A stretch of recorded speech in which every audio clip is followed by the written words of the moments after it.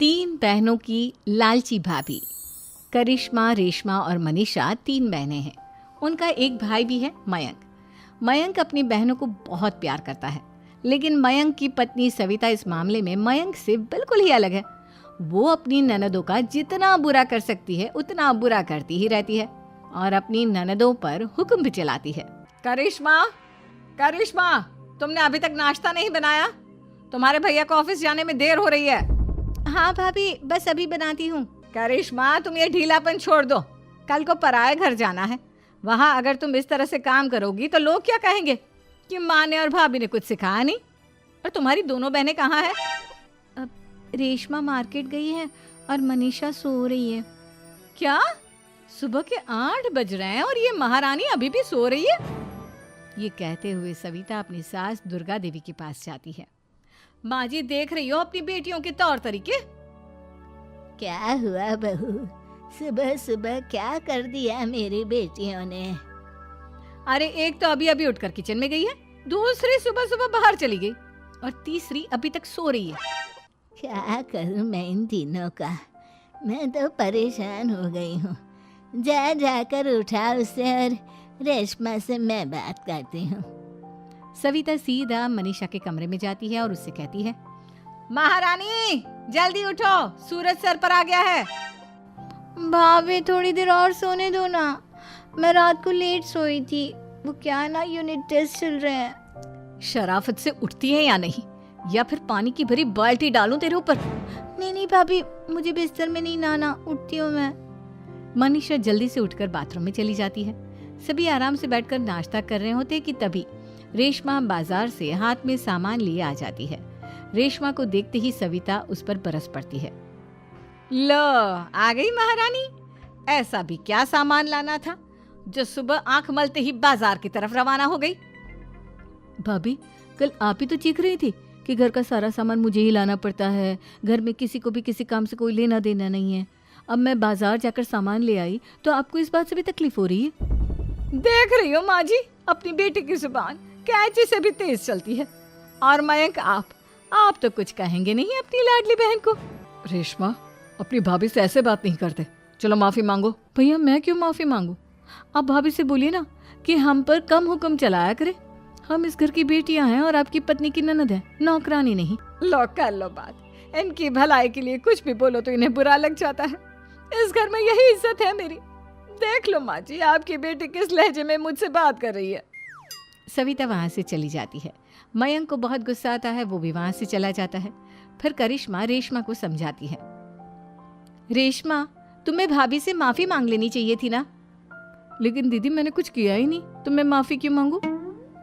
हाँ करिश्मा दीदी, रेशमा दीदी जैसे ही घर में आई भाभी ही उन पर चिल्ला रही थी।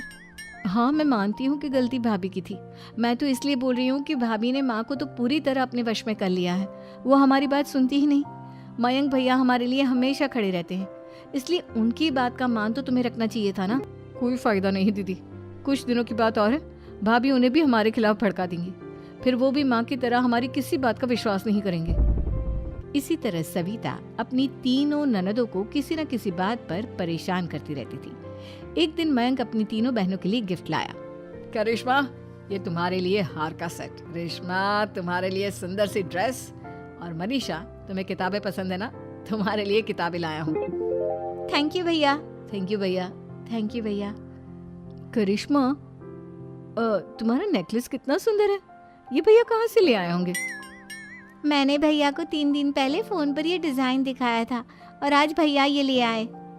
सविता तो अपनी ननदों के गिफ्ट्स देखकर जल गई और करिश्मा का नेकलेस तो उसे भी बहुत पसंद आया था। अपनी बहनों के लिए कितना अच्छा नेकलेस लेकर आए हैं, मुझे कभी कोई गिफ्ट नहीं दिया।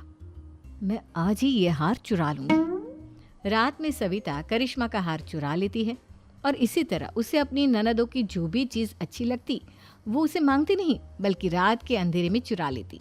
इसी तरह दिन बीतते गए और सविता ने मयंक के दिल में भी उसकी बहनों के लिए नफरत पैदा कर दी। एक दिन मयंक ने करिश्मा और रेशमा के लिए रिश्ता देखा और ये बात उसने घर में सबको बताई। माँ, करिश्मा और रेशमा के लिए बहुत अच्छा रिश्ता आया है, वो लोग कल इन्हें देखने आ रहे हैं। आप और सविता मिलकर सारी तैयारी कर लेना। ये सुनकर करिश्मा और रेशमा खुश हो जाती हैं, लेकिन सविता सोचती है, अगर इन दोनों बहनों की शादी हो गई तो घर और बाहर का काम कौन करेगा? मनीषा तो एक नंबर की कामचोर है, उससे तो किसी बात की उम्मीद लगाना ही बेकार है। मुझे इस शादी को रोकना होगा। अगले दिन सभी लड़के वालों के स्वागत की तैयारी करने में लगे होते हैं। तभी मयंक अपनी बहनों से आकर कहता है, तैयार हो गई तुम दोनों?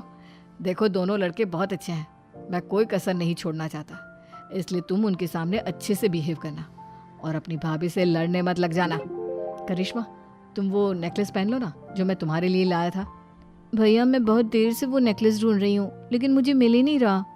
क्या तुमने नेकलेस खो दिया? तुम्हें पता भी है वो कितना महंगा था? तुम कोई काम ढंग से नहीं कर सकती। मयंक गुस्से में वहां से चला जाता है। थोड़ी देर बाद लड़के वाले भी आ जाते हैं। वो दोनों बहनों को पसंद कर लेते हैं और रिश्ता पक्का हो जाता है। लेकिन सविता के दिमाग में तो कुछ और ही खिचड़ी पक रही थी। वो पंडित जी के पास करिश्मा की कुंडली लेकर जाती है और उन्हें पैसे देकर करिश्मा की कुंडली बदलवा देती है। जब लड़के वालों के पास करिश्मा की कुंडली जाती है तो वो दुर्गा को फोन करते हैं। बहन जी, हमने करिश्मा की कुंडली अपने पंडित जी को दिखाई थी। आपकी बेटी की कुंडली नहीं बल्कि दोषों का पिटारा है। देखिए, मैं और मेरे पति इन सब बातों में बहुत विश्वास करते हैं, इसलिए हम आपकी बेटी से अपने बेटे की शादी नहीं करा सकते। इस तरह करिश्मा का रिश्ता टूट जाता है और सभी घर वालों को बहुत दुख होता है। अब कविता सोचती है, चलो करिश्मा का तो रिश्ता टूट गया, अब रेशमा का भी रिश्ता तोड़ना है। क्या करूं? अब सविता आवाज बदलकर किसी अननोन नंबर से रेशमा के होने वाले ससुराल में फोन करती है। हेलो, मैं कौन हूँ कौन नहीं ये आपके लिए जानना ज़रूरी नहीं, बस इतना सुन लो कि रेशमा का 2 साल से किसी के साथ अफेयर चल रहा है। बस रेशमा का रिश्ता तोड़वाने के लिए सविता का इतना कहना काफी था। अब रेशमा का भी रिश्ता टूट गया। मयंक और दुर्गा देवी ने रेशमा को खूब खरी खोटी सुनाई और उससे बार बार उस लड़के के बारे में पूछने लगी। आप दोनों मुझे क्यों परेशान कर रहे हो? अरे कोई लड़का होगा मेरी लाइफ में तो मैं बताऊंगी ना, जब कोई है ही नहीं तो कहाँ से लाऊं मैं कोई लड़का?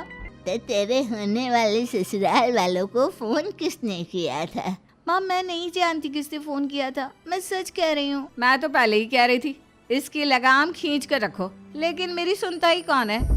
आप चुप रहिए भाभी, ये सब आपका ही किया धरा है। अब तीनों बहनों को विश्वास हो जाता है कि ये सब उनकी भाभी ही कर रही है। तीनों बहनें अपनी भाभी को सबक सिखाने के लिए एक वकील कर लेती है और घर में हिस्सा मांगना। देखो भैया, माँ बाप की जायदाद में जितना बेटों का हक होता है उतना ही बेटियों का, इसलिए इस घर के 4 हिस्से होंगे और हमें अपना हिस्सा चाहिए। मैंने तुम्हारे लिए क्या क्या नहीं किया और तुम इस घर में हिस्सा मांग रही हो? भैया, आप और माँ हम बहनों की कोई बात नहीं सुनते हो और भाभी हमारी शादी नहीं होने देगी क्योंकि उन्हें लगता है कि आप हमारी शादी में ज्यादा पैसा लगाओगे और उन्हें हम जैसी फ्री की नौकरानी कहाँ मिलेगी। तो हम भाभी के साथ तो रह नहीं सकते, हम बहनों को अपना हिस्सा चाहिए। अरे तुम्हें शर्म आनी चाहिए अपने भाभी पर ऐसा इल्जाम लगाते हुए। वो तुम्हारे बारे में कितना सोचती है। हाँ माँ, भाभी हमारे बारे में बहुत सोचती है, दिन रात बस यही सोचती रहती है कि किस तरह से अपनी तीनों ननदों को परेशान करूं और कभी मुझे पढ़ने भी नहीं देती।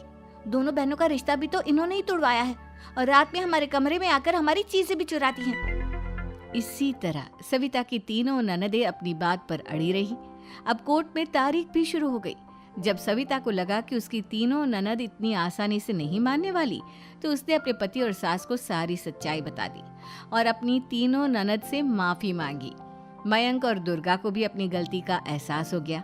अब सविता खुद करिश्मा और रेशमा के लिए अच्छा रिश्ता ढूंढती है और उनकी शादी करवाती है।